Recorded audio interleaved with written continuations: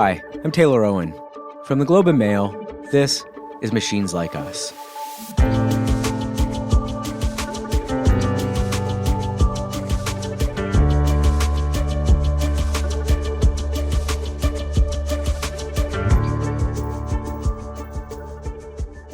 Two degrees Celsius. If the planet gets 2 degrees hotter than it was before industrialization, the results will likely be catastrophic. That's why world leaders set it as the upper limit for warming in Paris in 2015. Well, we're barreling towards that threshold. And while the world is finally paying attention to climate change, the pace of our action is radically out of step with the severity of the problem. What is becoming increasingly clear is that just cutting our emissions by switching to clean energy or driving electric cars will likely not be enough. We may need some big, bold technological solutions if we want to maintain some semblance of life as we know it. And everything is on the table. Grinding entire mountains into powder and dumping them into the oceans, sucking carbon directly out of the air and burying it underground, spraying millions of tons of sulphur dioxide directly into the atmosphere. It's that last one, which is a form of something called geoengineering, that's most controversial, and perhaps the most consequential. Until recently, it was taboo for scientists to even mention it, let alone research it. But that's starting to change. Gwynne Dyer has spent the last 4 years interviewing the world's leading climate scientists about the moonshots that could save the planet. Dyer is a journalist and a historian who has written a dozen books over his career. And in that time, he's become one of Canada's most trusted commentators on war and geopolitics. But his latest book, Intervention Earth, is about the battle to save the planet. Like any reporting on the climate, it's inevitably a little depressing. But with this book, Dyer has also given us a different way of thinking about the climate crisis, and maybe even a roadmap for how technology could help us avoid our own destruction.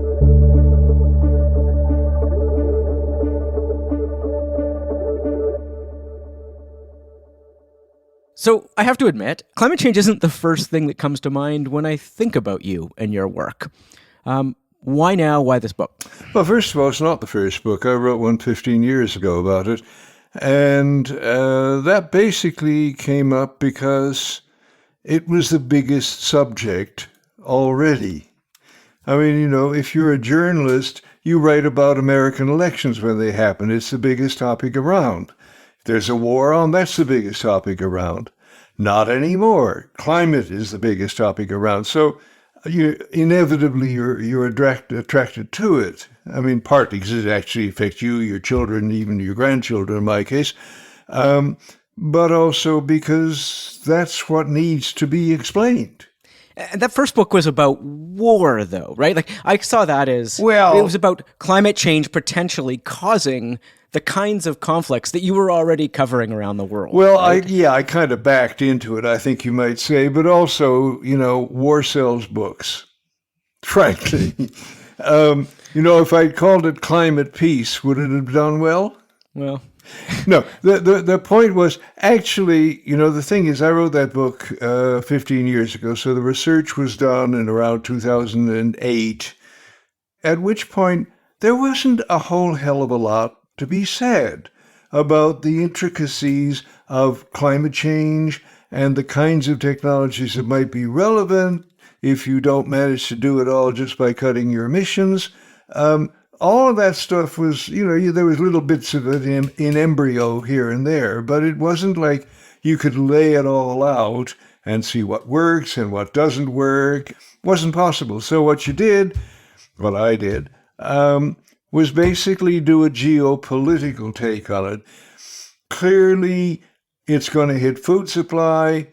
Clearly, there's going to be shortages. Clearly, therefore, there's going to be conflicts, and there are going to be waves of refugees because some parts of the planet will get hit harder than others. That's the kind of book you wrote. Now, what else could you do in 2007? And you're trying to get the donkey's attention, too. I mean, you say, big problem, pay attention here.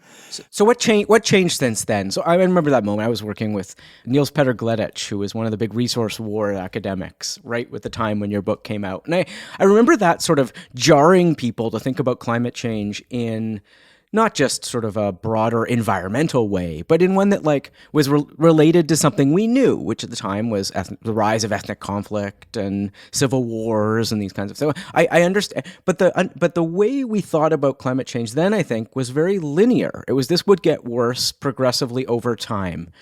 What changed with that? Well, actually what changed was that a bunch of people in climate science got together and said, listen, all the reports that come out from the Intergovernmental Panel on Climate Change provide these nice, smooth lines on graphs. You put this much carbon dioxide in the atmosphere, you get that much warming over that much time. Very predictable, worrisome if you extend the line far enough, but that's it. And we know nature doesn't work like that. Nature lurches. Nature makes sudden jumps. There's discontinuities. There's surprises. So they set out to sort of map the surprises, to figure out feedbacks where whatever you did in terms of causing warming causes other things to happen that increase the warming. And that's what they were calling tipping points at the time. Yeah, right? They were called tipping points at the time. Among themselves, frankly, they always call them feedbacks, but it's a rather mysterious word.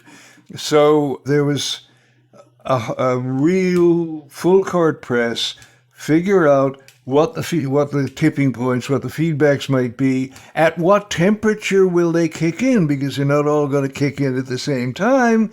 And do we know what some of these are? Yeah, we do. What do you? So what? Can you give some examples of like what are they and where could they happen? One of them, obviously, as the snow melts on the around the Arctic Ocean and as the ice melts on the Arctic Ocean,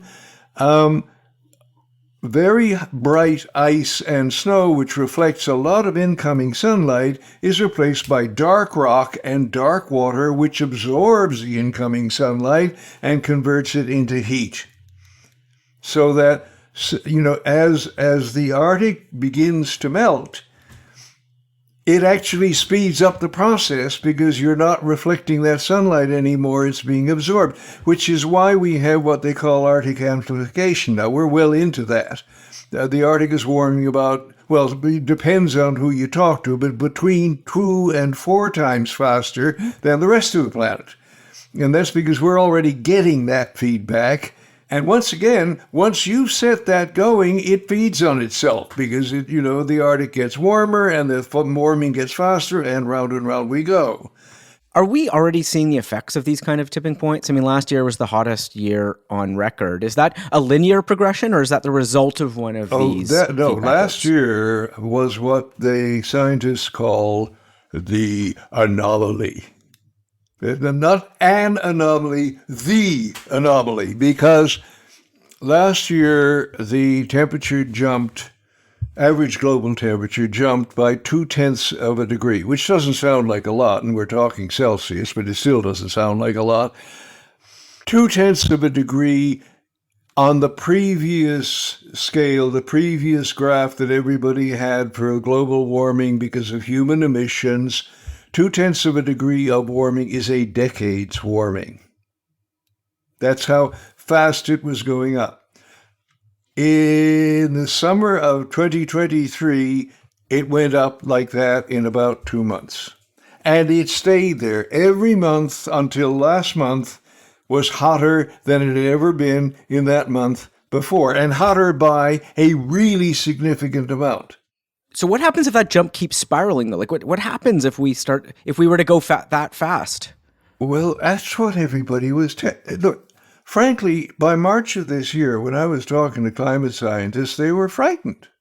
They were frightened because what can account for this sudden jump? It wasn't in any of our calculations, in any of our models. Did we accidentally trigger a feedback we didn't know about? was what was really, I mean, some of them would actually say it, and a lot of others would dance around it because they didn't want to say it. Are you frightened by that? I mean, that must have been jarring to hear from these scientists. Yeah, well, of course. I mean, it was, we are fiddling with the system. I mean, fiddling in the sense that we are dumping an enormous amount of gas, carbon dioxide and methane and all the rest of it, 44 billion tons a year into the atmosphere. This is an enormous, open-ended, uncontrolled experiment with a system that you understand reasonably well, but not well enough to be confident that you're not triggering something by doing this. So suddenly you get this 0.2 of a degree jump, and boy, did it affect the weather. You know, I mean, if you look at the strength of the hurricanes, the speed of the wildfires, all the rest of it, still going on. Now, what was the anomaly? Was it a feedback that we triggered? Probably, and I will offer you only one speculation because there are others, but they're mostly held close to the chest. The one theory I heard that still kind of holds water was Jim Henson, who was the guy who actually alerted the U.S. Congress to the problem of global warming 1988. He's still around and working, and he said he thought it was the fact that we have cleaned up all the emissions, or most of the emissions, from ocean shipping, which is, of course, 60,000 giant tankers and cargo carriers and container ships, huge ships, 60,000 of them cruising around the world. They used to put bunker oil and huge emissions, which of course blocked incoming sunlight, and was effectively an artificial sunscreen over the oceans. Well, we cleaned it up, and as of 2020, they're all burning much cleaner fuel. So getting rid of pollution might have inadvertently caused this spike in warming. Ironic, isn't it? Yeah, I'm afraid so, but there's a lot of irony. Well, it just shows how interconnected these things all are. Yeah, knee bone is connected to the thigh bone, yeah, and many others as well. So you painted a pretty clear picture of the changing dynamics here and some of the risks that certainly the scientific community is flagging. But you also say in your book that this book is not a conscious-raising exercise, and there'll be no exhortations to pull up our collective socks and get on with saving the planet. So if that's not the project, what's the project you set out to do 4 years ago, and what did you want to say about this? Oh, no, it's not. It's not about pulling up our socks, because it is about saving the planet. Well, actually, the planet will be fine. Saving ourselves. You know, the planet's been everywhere. It's been 5 degrees, 10 degrees hotter than it. A lot of things died, but it got back and so on. There's been frozen over. It's us we're worried about, not the planet. So, anyway, yeah, of course. The point is not to think about pulling up your socks as something you do by driving a little less and sorting the garbage. I mean, I'm really glad that you're sorting your garbage, but it's not how we deal with this. It's technologies and very large volumes of stuff and legislation that makes people use different fuel in their ships, for example. It's not feel good. So let's talk about some of these big shifts. So we clearly, I think, need to do something big and fast as one of the messages of your project, which could mean geoengineering. Exactly. One of the ideas is spraying millions of tons of sulfur dioxide into the atmosphere, which is and has been a controversial idea. Can you tell us a bit about the history of that idea when it was first introduced to the public in 2006? Well, the idea was to copy what volcanoes already do. Volcanoes do occasionally explode with enough force to push a few million tons of sulfur dioxide into the stratosphere. Last time that this happened, well, we had one recently in the Pacific whose name I cannot pronounce. But the one that we have well documented is 1991, Mount Pinatubo, in the Philippines. 17 million tons of sulfur dioxide boosted into the stratosphere, where, of course, because there is no rain and weather, it stayed for a couple of years. And what did it do? What was the effect of that? About a half a degree of global cooling. Wow. How quickly did that happen? Well, it happened in a couple of months, and then gradually, as bits of the sulfur dioxide filter down, the effect diminishes, and eventually, after 2 years, was gone. But you see that you didn't have to do the test. Nature did it for you. And so about after it was first brought up in 2006, some people started working on it right away, but very few. Because the spirit of the community was, we're going to fix this without intervening anymore.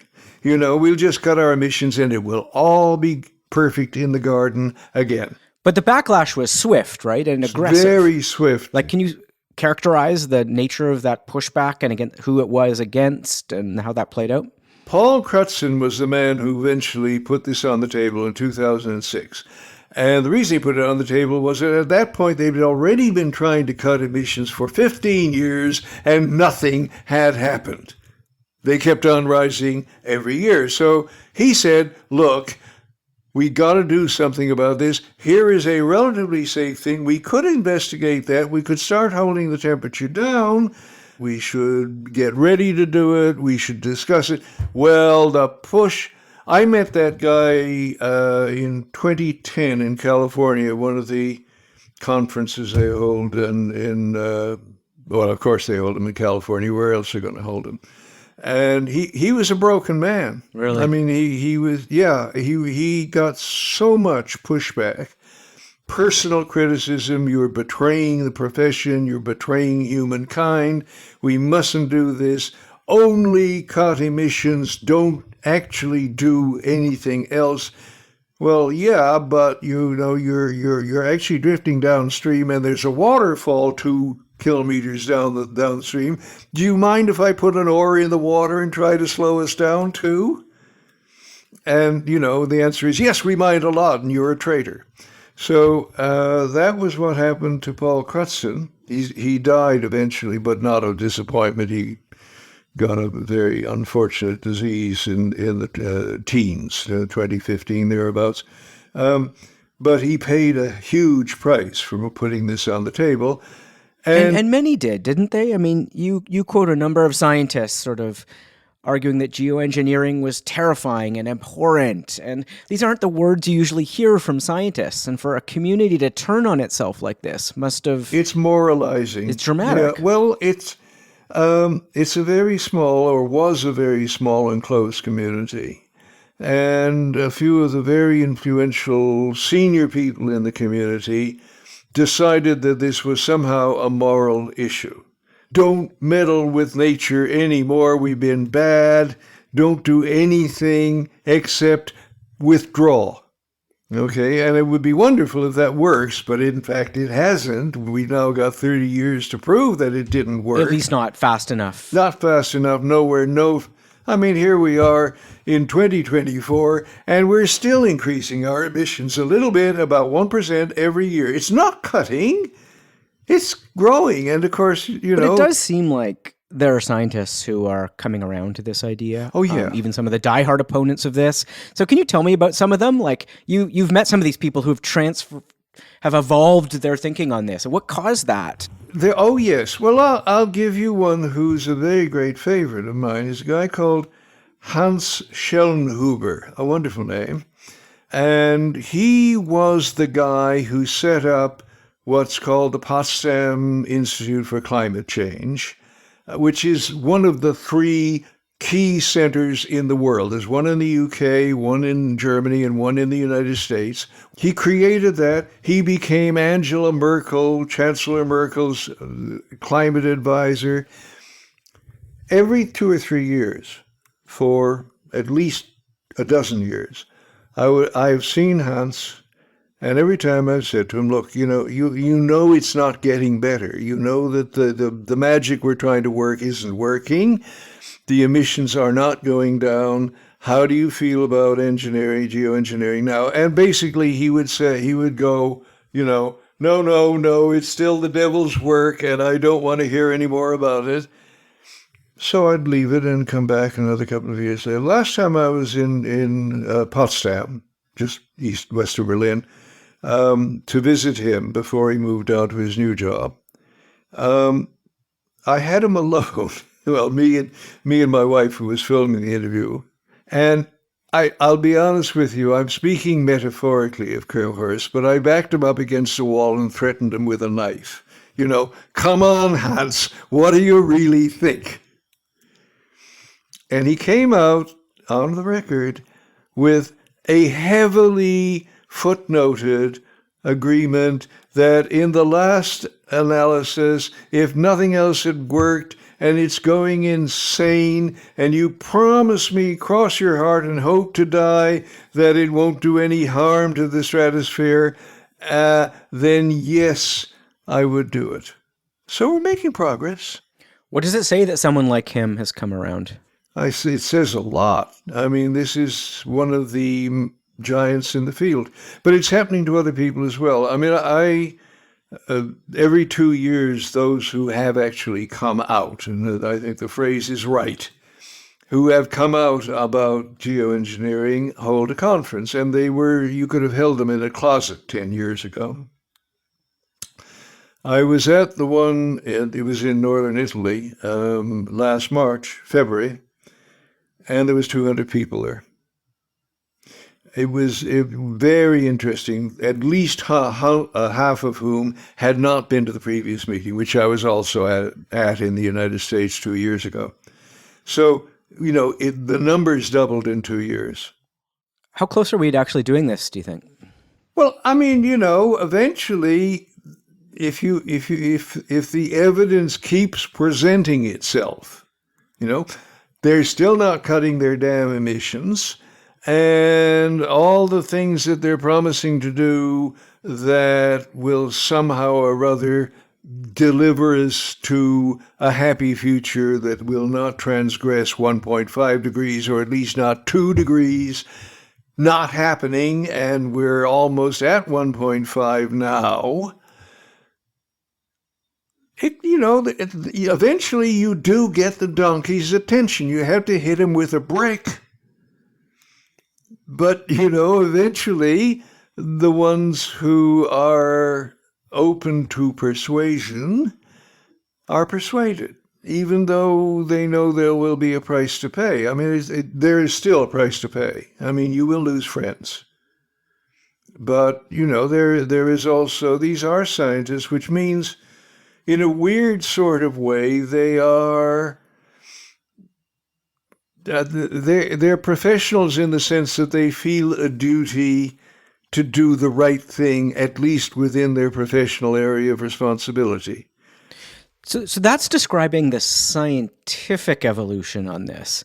But to actually do this will require people with power to decide to do it. And money. And that kind of takes us back to money. That'll take us back to your old world of geopolitics in a way here. And does the planet, how does this work? Like, would the planet have to agree to do this? Or could one country take it on themselves to do it? Will that itself cause conflict? One country could do it because it's not very expensive.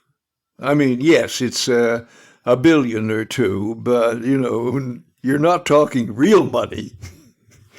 So, yeah, one country could do it. But I don't think one country would ever choose to do it alone. There is strength in numbers. If you're doing something that's controversial, have a gang with you. Has there been any talk about how that would be architected? Through what kind of institution or framework? Well, first of all, if the Americans and the Chinese decide it needs to be done, it will be done.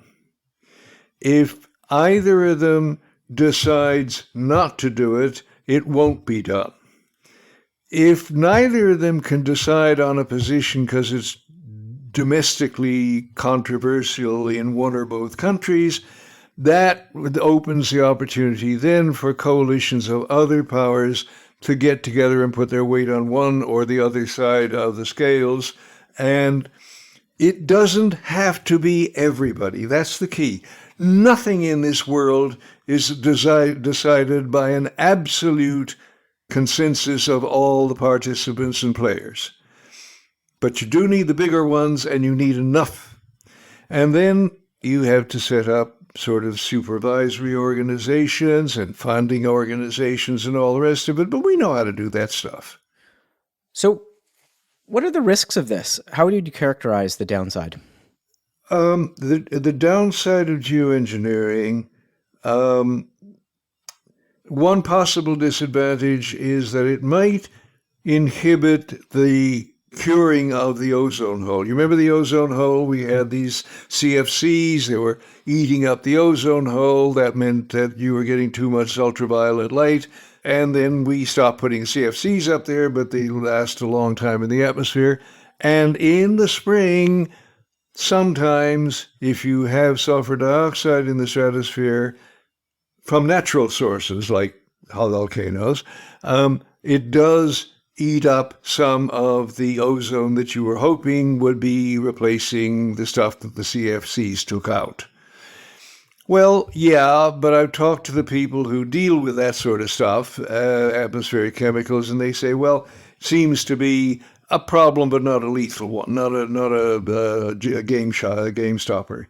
Other things that might go wrong, you might affect the rainfall in various parts of the world by putting this sunscreen up there. I think of it as a sunscreen, but when they did it in models, they're only doing this in models, not real life, and tested what would happen to the rainfall when you did some geoengineering. And that to begin with, they said, well, let's put up enough each year to cancel out that year's extra warming from our emissions. Okay? And the answer was it did move the rainfall around. Not good. But, okay, they didn't then go home and forget about it and have a drink. No, they went back and said, well, what if we put enough sulfur dioxide up there to cancel out half the warming that we are putting into the stratosphere, into the atmosphere this year with our emissions? And the answer is, if you do half the amount, the range stays where it is. Okay, so we'll do half. Half is good. It means you are approaching the cliff half as fast as you were. Which gives you other time to do other things and buys you. So it gives you time to do all the other things like cut your emissions, So there are downsides, but there are no showstoppers that I have seen. Do you really think that cooperation on this scale is possible in the world we live in?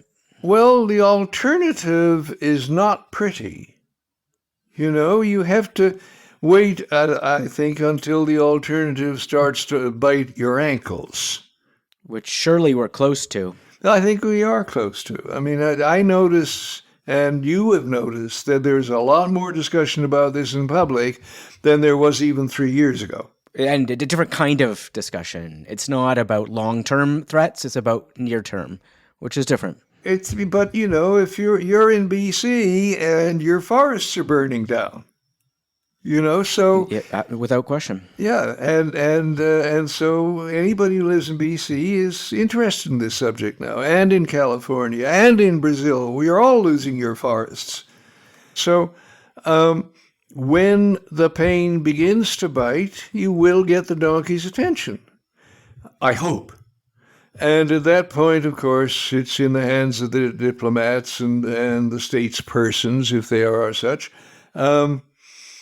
But actually, when our direct interests are involved and there is a fairly clear road to a partial solution that gives you more time to deal with the problem, it's not a very hard sale to make. I mean, at that point, when big governments really want to sort this, assuming that they have grown-up people in charge who understand the science, or at least can be persuaded of the science.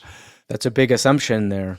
I know it is, but on the other hand, we have literally hundreds of globe-spanning cooperative organizations, from the International Postal Unit to the United Nations, neither of which works wonderfully, but they both do accomplish some of what they're intended to accomplish. So the same, I think, applies. You almost sound optimistic. Well, I'm not in despair. I mean, it's too messy to cut your throat, and we only have a shower, not a bath.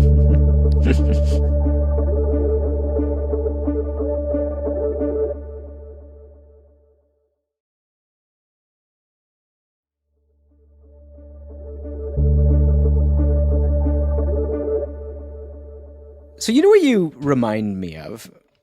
And I know you're not a fan of Elon Musk, so I'm just going to say this to be provocative. But this kind of idea reminds me a lot of the types of things we talk about on this show a lot, which is technologists, largely from Silicon Valley, who have a view that they can shape the world, that they can build new worlds with technology, that they can solve problems with techno-solutions. And is that what we're doing here? Is this kind of an embodiment of this mentality that man can shape the climate through tech? Is that what you're talking about? Yes and no. Yes, in the sense that we are going to end up running some of the bits of the climate system that no longer run autonomously themselves. We've knocked them out. The goal should be, and I think probably it's the only goal we could agree on internationally, so it has a fair chance of being the real goal, is to get as far back as we can to where we were before we started dumping enormous amounts of carbon dioxide, methane, all the rest of it into the stratosphere or atmosphere, which is actually only about the 1950s. Before that, our impact was relatively small.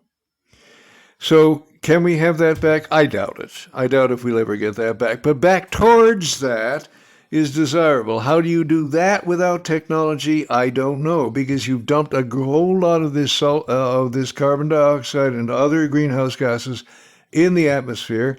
It doesn't go away. Stopping EMU emissions doesn't get you back to where you used to be. It just gets you stops you from going over the cliff completely. So we're going to need all sorts of technology to put it back where it was, or at least close enough to being back there where it was that it's comfortable for most people, because it's going to be very uncomfortable before we stop it going worse.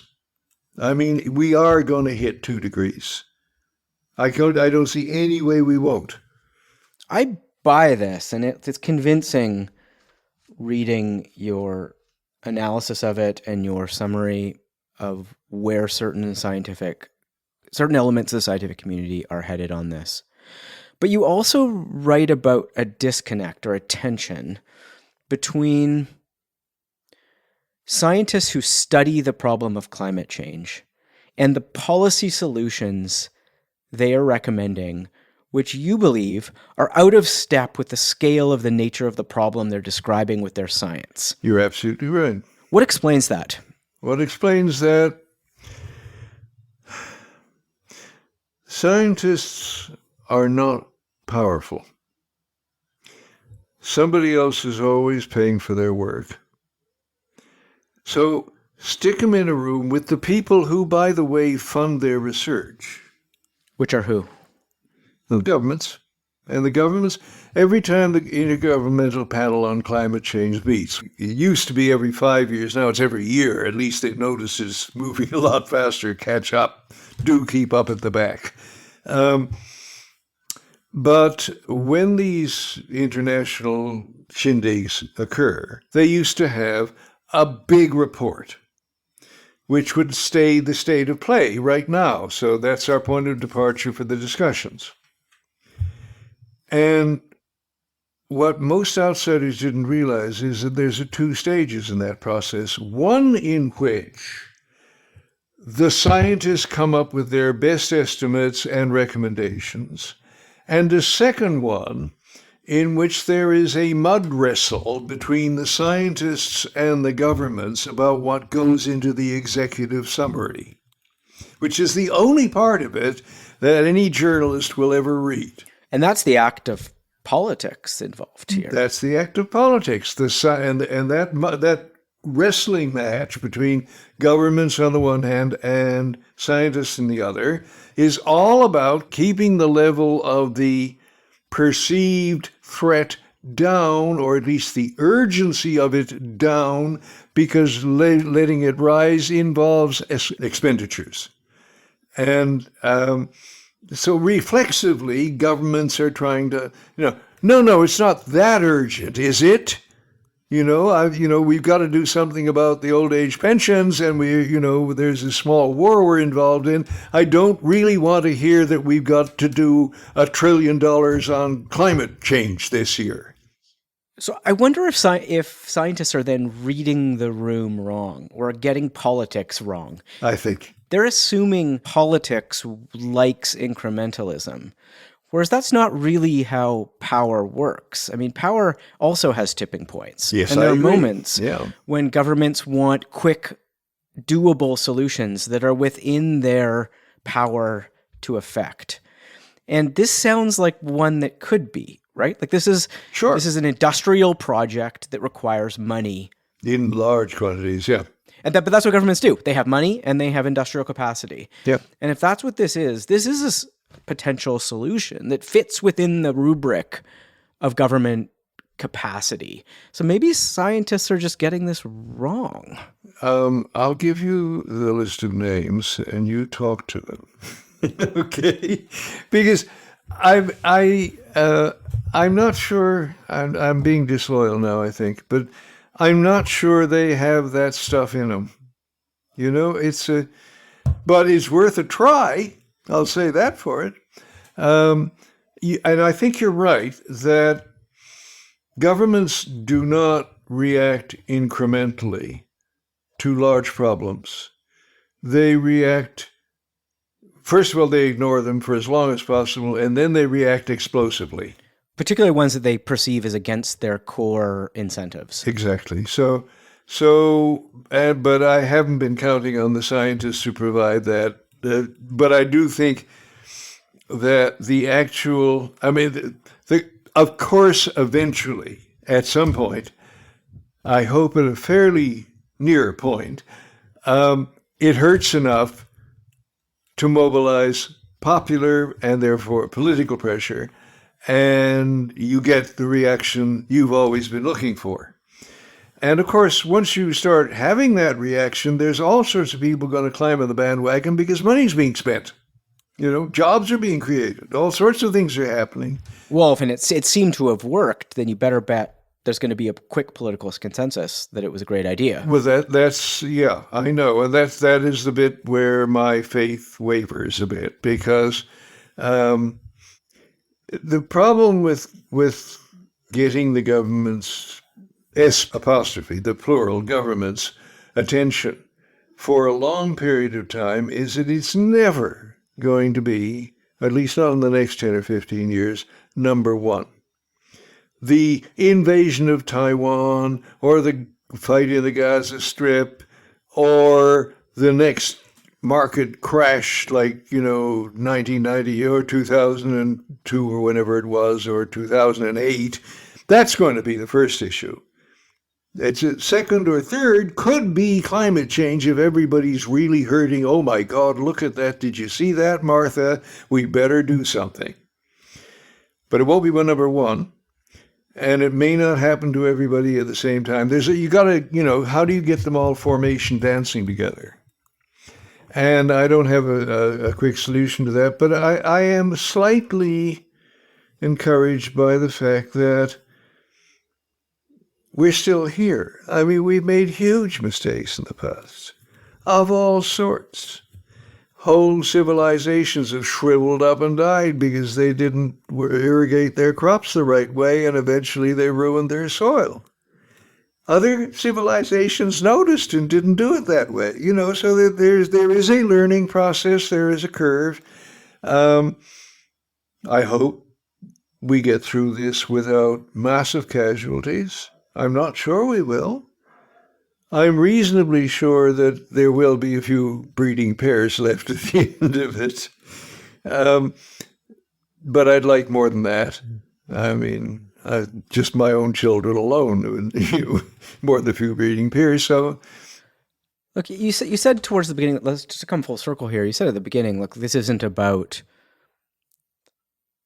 us as individuals recycling more or driving less. It's a big structural problem with a potential big structural solution. Yeah. So what does the individual do in this? Oh no, you go along with it. What I'm saying is that it is more important to vote than to recycle.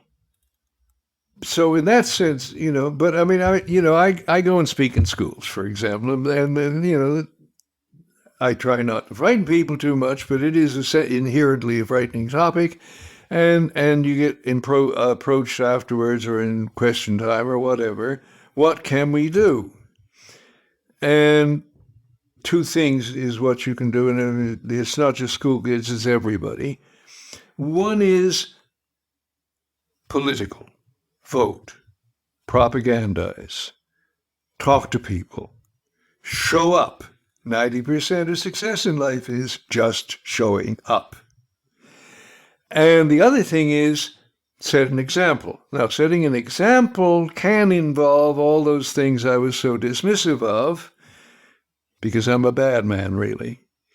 The recycling and the walking instead of driving and all the rest. It was good for your health anyway, But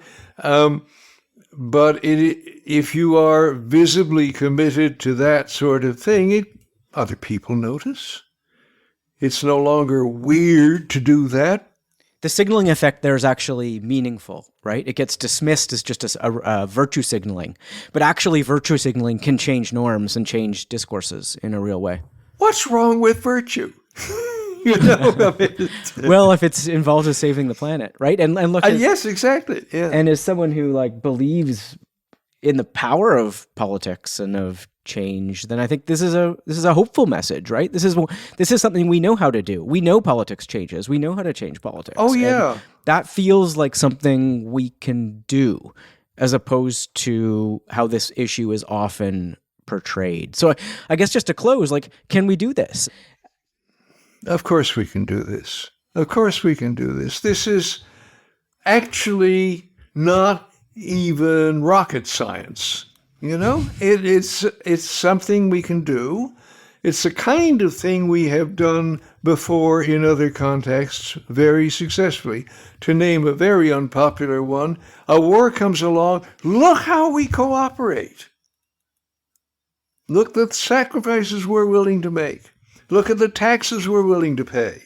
Look at the way everybody supports everybody else. There's a few who aren't, but most are. The fact is, we are capable of mobilizing for great projects. We have been for a long time.